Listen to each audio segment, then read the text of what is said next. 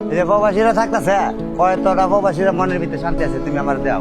হয়তো বা এই মুখ টেনশন, হয়তো বা এই মুখ টেনশন, হ্যাঁ 14টা ঘন্টা হেলে খালি ফেরার বেলায়, হ্যাঁ ফেরার বেলায়, হ্যাঁ কাম স্বর্ণ, হ্যাঁ কাম গাড়ি, হ্যাঁ কাম নারী, হ্যাঁ কাম বাড়ি, আর হ্যাঁ মরুক না বাজক, এইটার কোনো চিন্তা হই হ্যাঁ মজা মেরে সাপ হয়ে দেখা এর কাম টেয়া মাসে যে টাকা দিলে প্রবাসীর সুমা দেয় মোবাইলে, ও আমার আব্বা।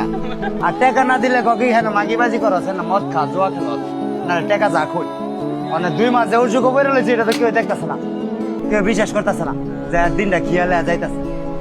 হ্যাঁ মাসে যে তুমি মরে যাবো, আর টাকা ঢুকতে হইব ব্যাংক, বুঝছো? এরা ভালো ভালো শাড়ি কিনতে হবো, এরা বইনের জামার বেতিটা দিব, এরা এইটা দিব। মানে প্রবাসী কি ভালো আছে না খারাপ আছে এটা জিগাবার টাইমই নাই। তুমি 10 বছর 8 বছর বিদেশ, 9 বছর 20 বছর করে আইছো, আয়া যা পরিবারে যা এই লঞ্চনা যা কামাই আছে সব হেরার প্রতি ডাইলা দিছো, পাইতেছে বদ্ধ তোমার ওল জোড়াটা ছাড়া কিছুই নাই। তখন তুমি ফ্যামিলির থেকে কইতেছ আমার প্রেমিকটা কইরা যাচ্ছে একটা, নাহলে আমি চলুম কেমনে? তখন গিয়া দেওয়া তোর জীবনে তুই আমরা কি দিছ, তুই যেটা দিছ সেটা সংসারে টে হয়েছে না, তোরে কি করে যান তোরটা তুই বোঝ। এমন পরিস্থিতি শিকার আমি, নাহলে আমি আজ বিদেশ করে আমার ঘরের উঠে চাল থাকতো না কেন?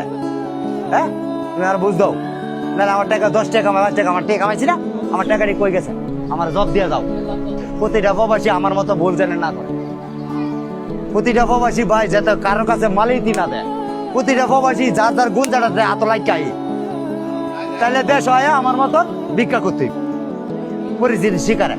আমি যখন দেশ হয়েছ আমি সাহেবের তুই 7 বছর 8 বছর বিদেশ করেছি, তুই সাহেব কি করুক আমার দেওয়ালে ঠিক গেছে গা।